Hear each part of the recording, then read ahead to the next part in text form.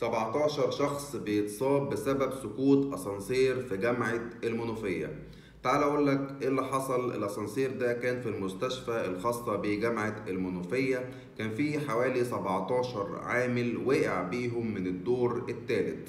طبعا قيادات الجامعة والمستشفى كلهم اتحركوا فورا لمكان الحادثة، ولقوا ان في 3 اتصابوا بكسور والباقي بقى عندهم كدمات.